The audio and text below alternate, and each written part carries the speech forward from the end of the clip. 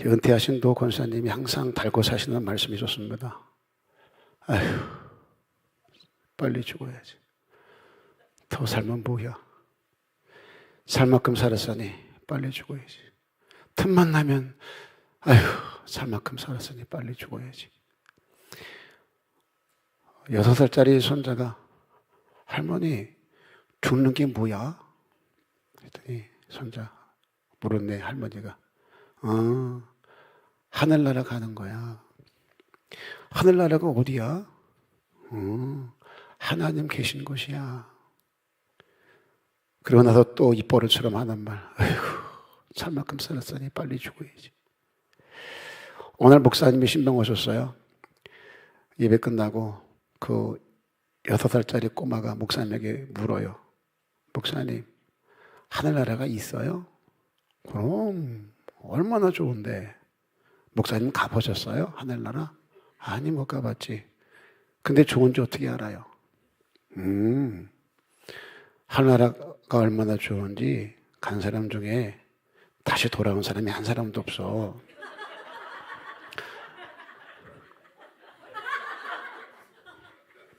그 주에 주일학교에서 찬양을 하는데 돈으로도 못 가요 하나님 나라, 지식으로 못 가요 하나님 나라. 율동하고 이제 찬양하고 선생님이 질문해요. 여러분, 돈이 많아서 헌금 많이 하면 하늘나라 갈 수 있죠? 애들이 아니요. 그러면 부모님 말씀 잘 듣고 공부 열심히 하고 어려운 친구들 도와주면 하늘나라 갈 수 있죠? 아니요. 그러면 어떻게 해야 하늘나라 갈 수 있을까요? 애들이 전부 다 예수님을 잘 믿어야 돼요. 그때 그 손자가 아닌데, 살 만큼 살고 빨리 죽어야 되는데.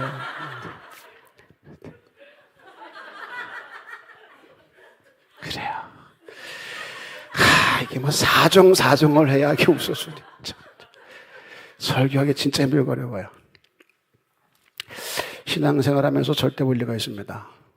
믿음대로, 심은 대로, 행한 대로. 마지막이 내 귀에 들린 대로 갚겠다 하셨어요. 전 이게 두려워요.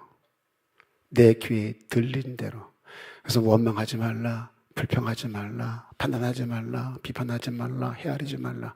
네가 말한 그 말 가지고 내가 너를 심판할 거야. 들린 대로. 어떤 인생을 살든지 때가 되면 전부 주 앞에 서게 됩니다. 예외가 없어요. 먼저 나중에 있을 뿐이지. 문제는 여기서의 삶이 끝이 아니라는 거예요. 영벌이 있고 영생이 있어요. 여기서의 삶이 끝이라면 우리처럼 불쌍한 사람은 없을 거예요. 저 이렇게 안 살아요. 하고 싶은 거 다 하고 살지. 그 영불과 영생은 아주 잠깐뿐이 여기서의 삶이 결정을 한다는 거예요. 디모데후서 4장 7절에서 이렇게 말합니다. 시작. 나는 선한 싸움을 싸우고 나의 달려갈 길을 마치고 믿음을 지켰으니 그 다음에 나를 위하여 의의 면류관이 예비되었으리라. 바울이 내가 선한 싸움을 다 싸웠어요. 나의 달려갈 길, 주신 사명, 복음을 전하는 일, 생명 귀여기지 않고 애썼던 그 일을 마쳤어요. 그리고 어떤 힘듦이 어려움이 있다 할지라도 난 믿음 뺏기지 않고 지켰어요. 이제 기대하는 거, 나를 위하여 의의 면류관이 예비되었으리라. 우리 인생 끝에서 이런 고백이 있어지기를 주님 이름으로 부탁을 드립니다. 조금 더 살고 조금 더 늦출 뿐이에요. 아버지 앞에서 하는 것은 다 정한 이치입니다. 우리가 볼 땐 조금 더 살고 조금 늦게 가고 차이지만 주님 볼 때는 다 찰나예요. 순간이에요. 그 순간 여기서 어떻게 살았느냐, 이게 영벌과 영생을 결정한다면 잘 살아야죠. 살 만큼 살다가 때가 돼서 그냥 가는 인생 되지 말고 하나님 앞에서 할 말 있는 삶을 사는 저와 여러분 됐으면 정말로 좋겠어요. 오늘 그 얘기하려고 그래요. 이 얘기하려고 그래요. 느헤미야는 아닥사스다 왕 때 왕의 술을 맡은 아주 높은 관원장이었습니다. 술 맡은 관원의 실제 역할이 뭔지 아세요? 단순히 술 따르는 하인이 아니라는 거예요. 첫째는요, 왕의 생명을 지키는 사람이었습니다. 이 술 맡은 관원이라는 직책 자체가 고대 근동에서 왕을 암살하는 가장 쉬운 방법이 뭔지 아세요? 가장 많이 횡행했던 방법이요. 독살이었습니다. 독살 아시죠? 음식에 독탄한 거였어요. 술 맡은 관원은 왕에게 올라가는 모든 음식과 음료를 먼저 맛보고 독이 없음을 확인하는 자였습니다. 우리나라에도 기미상궁이라는 게 있잖아요. 음식에 독이 있는가 없는가 미리 맛보는 사람. 그러니까 왕의 목숨을 자기 목숨으로 보증하는 자요. 암살하려면 반드시 이 술 맡은 관원장을 회유를 하거나 자기 편을 만들어야 됩니다. 또 하나는요, 가장 가까운 측근입니다. 단순히 음식을 맛보는 사람이 아니라 왕과 가장 가까운 곳에서 항상 있는 사람이, 왕이 식사할 때, 연회할 때 항상 옆에 있었습니다. 자연스럽게 왕의 모든 대화를 다 듣는 사람이 바로 술 맡은 관원장이었어요. 왕의 심리 상태, 왕의 기분, 왕의 고민까지 다 알게 될 수밖에 없는 거죠. 살펴야 되니까. 또 하나는요, 왕의 신뢰를 그래서 가장 많이 받는 자였습니다. 목숨을 맡길 수 있는 자에게만 이 직책을 주는 거예요. 내가 너라면 믿을 수 있다. 내 생명 너한테 있다. 혈통도 중요했지만 인품과 신뢰가 훨씬 더 중요했습니다. 느헤미야 2장 1절 2절 보면은요, 아닥사스다 왕이 느헤미야의 얼굴을 보면서 그래요. 야, 너무 근심 있냐? 물어봐요. 왕의 신하의 표정 변화를, 왕이 신하의 그 표정 변화를 알아챌 정도로 가까운 거리에 있었던 사람이 술 맡은 관원장입니다. 또 하나는요, 왕에게 직접 말할 수 있는 위치에 있는 사람이에요. 고대 근동에서 왕에게 직접 말을 거는 것은 목숨을 건 일이었습니다. 실제로 에스더가 왕 앞에 나가는 것도 목숨을 건 거였잖아요. 왕이 부르지 않으면 나가면 죽이는 법이 있던 때란 말이에요. 그런데 왕에게 직접 말할 수 있는 특권이 있는 그런 자리였다는 거예요. 여러분이 아닥사스다 1세의 술 맡은 관원이라는 것은요, 세계 최강, 그 당시 페르시아가 세계 최강이었어요. 최강대국의 최고 권력자의 바로 옆에 있었던 사람이 바로 느헤미야였습니다. 2인자라고 해도 과언이 아니죠. 왕의 사적인 자문 역할 물론이거니와 왕의 정책 결정에도 깊게 영향을 미쳤던 사람이 바로 느헤미야입니다. AI에게 물어보세요. 제 말이 틀렸나? 오늘날 물어봤어요. AI에게. 클로드라는 돈 주고 하는 데가 있어요. 물어봤어요. 야, 느헤미야 직책이 오늘날 현 정부에서 직책이란다면 어느 정도 되냐? 그랬더니 없대요. 그래서 하는 말이 비서실장, 경호실장, 정책 참모를 다 아우르는 이 세 가지를 합친 정도의 직책입니다라고 저한테 얘기했어요. AI가. 그 정도의 권력이 있는 거예요. 그런데 어느 날 예루살렘 성전이 회파됐다라는 소리를 들어요. 그때부터 괴로운 거예요. 먹고 자고 이게 안 되는 거예요. 먹을 수가 없고 잘 수가 없는 거예요. 내 조국 예루살렘이 회파됐다는 소리를 들으고 나서 결국 그 귀한 자리를 뒤로 하고 예루살렘으로 돌아와서 회파된 성전을 다시 수축하게 됩니다. 만약 느헤미야가 그 자리에 연연하여 성전 수축의 일을 감당치 않았다면 하나님은 반드시입니다. 다른 사람을 통해서 일하셨을 거예요.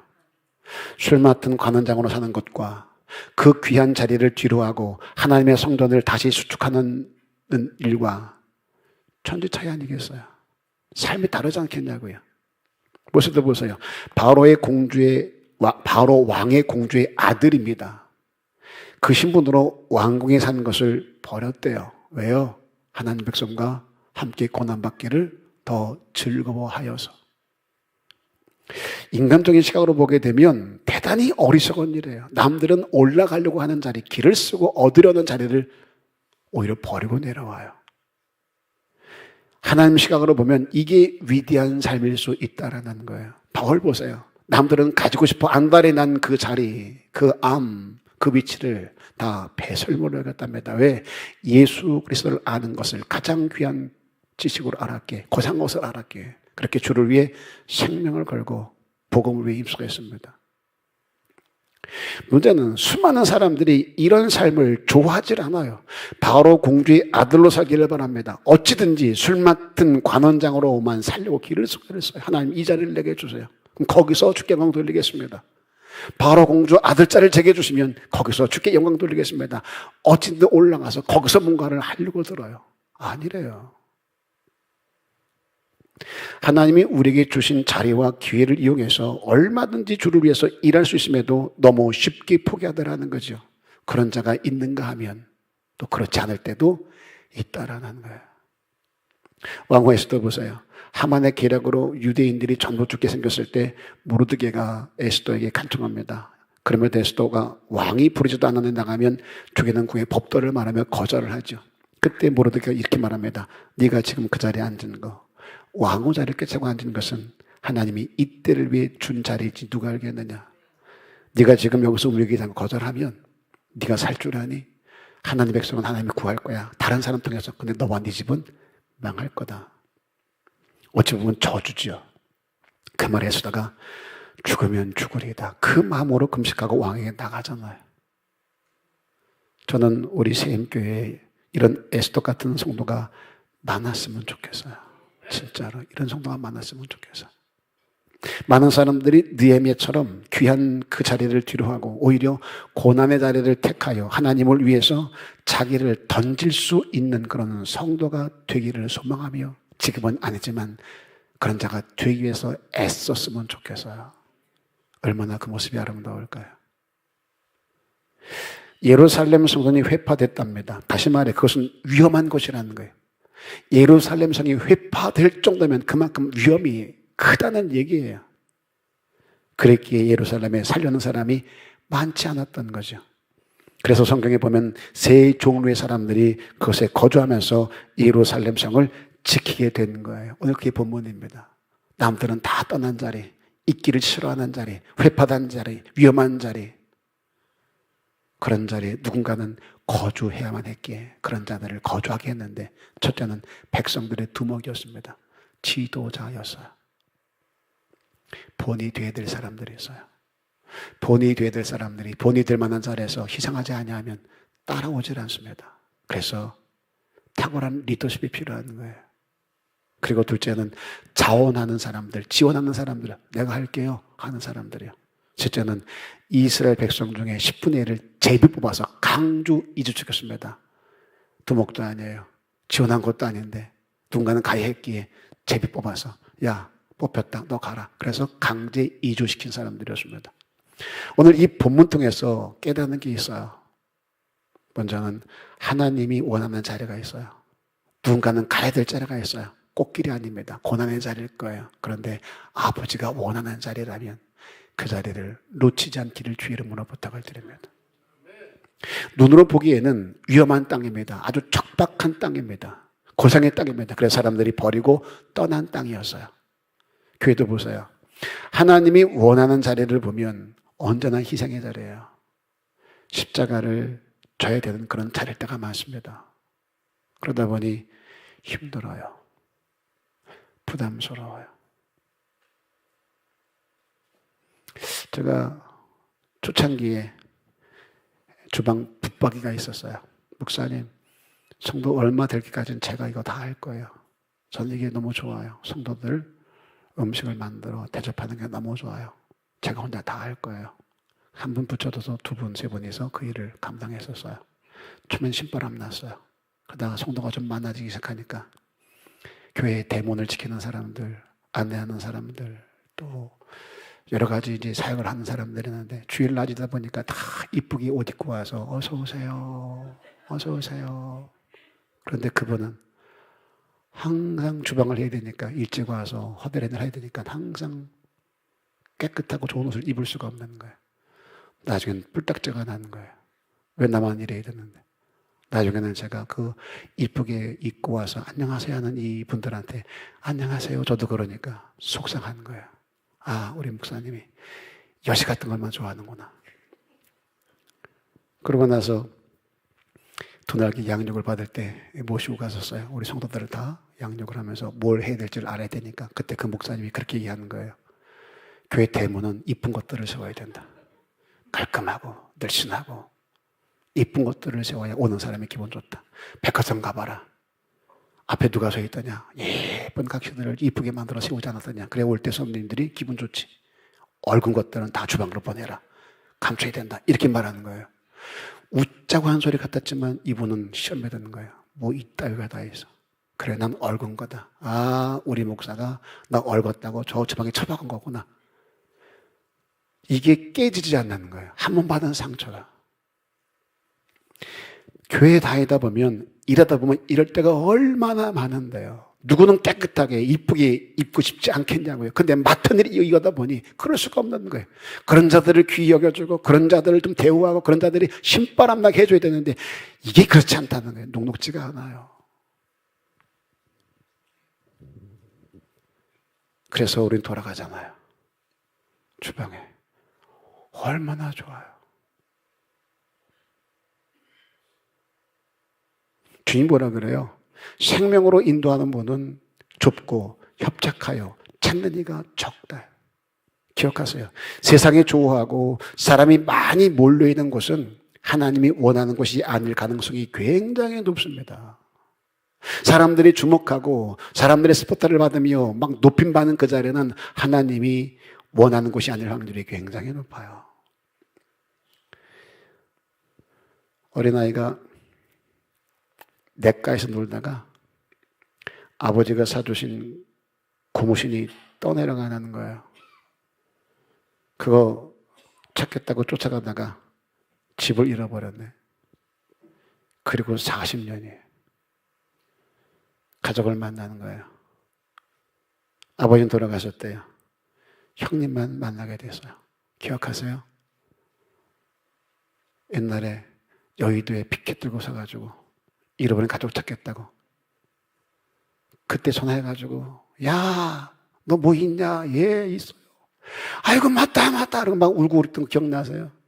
그 사연이었어요.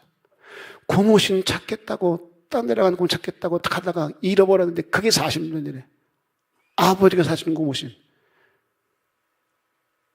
그리고 40년이 아버지 돌아가 형만 찾았어요. 고무신 따라가다가 전부 집 잃어버리고 부모 잃어버리고 형제 잃어버리고 세월도 잃어버리고. 우리 인생도 이 고무신으로 표현되는 별것 아닌 것 잡으려다가 정말 하나님이 주고 싶은 것들을 다 잃어버릴 수도 있다라는 거예요. 진짜 별것 아닌데, 진짜 아무것도 아닌데 그거 찾겠다고 그거 잡겠다고 뛰다가 진짜 중요한 사명 잃어버리고 아버지가 원하는 자리 잃어버릴 때가 얼마나 많으냐고요. 당부드릴게요. 세상 것들을 쫓아가다가 아버지가 원하는 자리, 있어야 될 그 자리를 뺏기지 않는 저와 여러분 될 수 있기를 주님의 이름으로 부탁을 드립니다. 또 하나는요. 그 자리를 지키면 하나님 반드시입니다. 형통케 해주시겠다는 거예요. 예루살렘은 처음에는 변방이었습니다. 사람이 찾지 않는 척박한 땅이었던 거죠. 수많은 헌신과 수고를 해야 될 그런 땅이었습니다. 그런데 그 땅이 축복의 땅이 되었다는 거예요.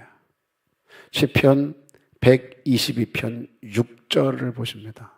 시작. 예루살렘을 위하여 평안을 구하라. 예루살렘을 사랑하는 자는 형통하리로다. 아직 변방일 때, 수고해야 될 때 예루살렘을 사랑한 사람들은 모두 형통케 하겠다. 하나님 말씀이에요. 아버지가 원하는 자리에 지금은 별별이 없지만 그 자리를 네가 사랑하면 내가 너를 형통케 할 거야. 약속입니다. 두목이나 지원하는 사람은 물론이고 강제적이었지만 내가 원하면 아니었지만 그럼에도 불구하고 누군가는 있어야 되겠기에 순종해서 예루살렘으로 이주한 사람들도 하나님은 형통케 해주시겠다고요. 여러분이 수고할 자리 있어요. 여러분이 있어야 될 만한 그 자리, 누군가는 희생을 해야 될 만한 자리, 여러분이 고생하고 십자가를 져야만 될 자리 있습니다. 그 자리를 좀 사랑했으면 좋겠어요.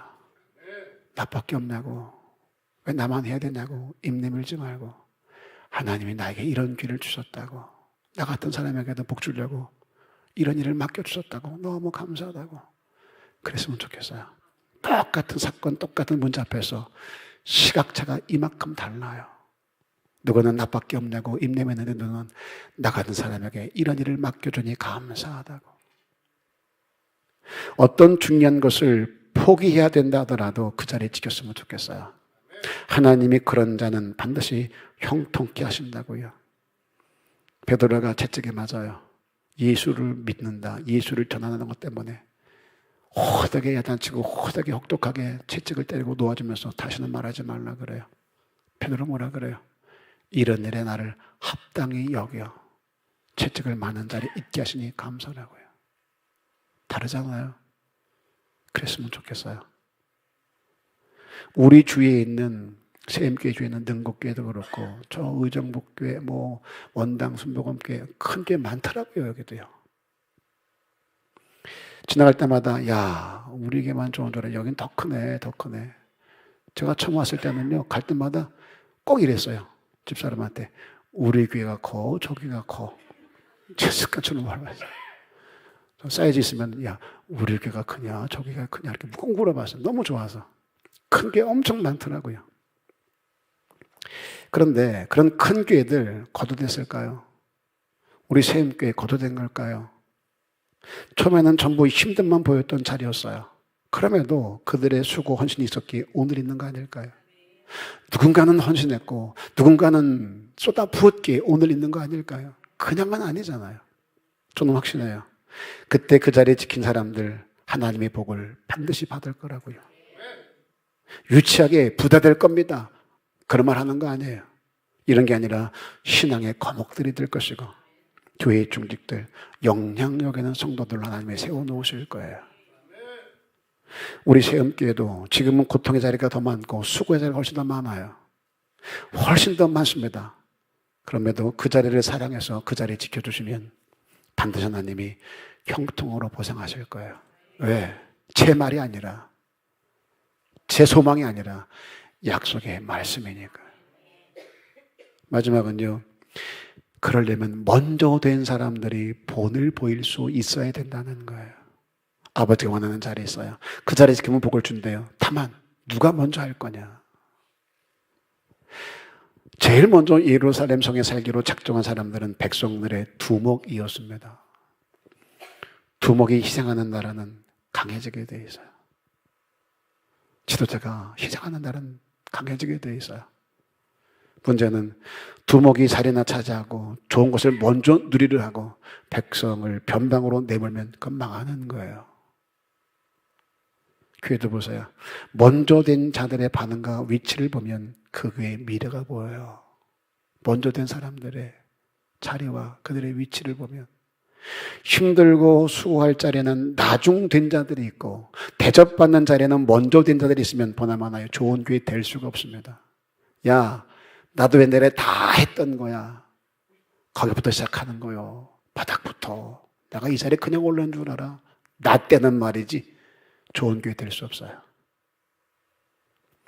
그렇게 수고했던 사람이 교회 중직이 됐다면 더 밑으로 내려가서 새로운 사람들이 마음 놓고 신앙생활할 수 있게 발표주고 버팀목 대주고 딘돌 대주고 징검다리 대줘서 그들이 세워줄 수 있게 희생하는 것. 이게 좋은 교회예요. 그럼 누가 제일 많이 해야 되겠어요?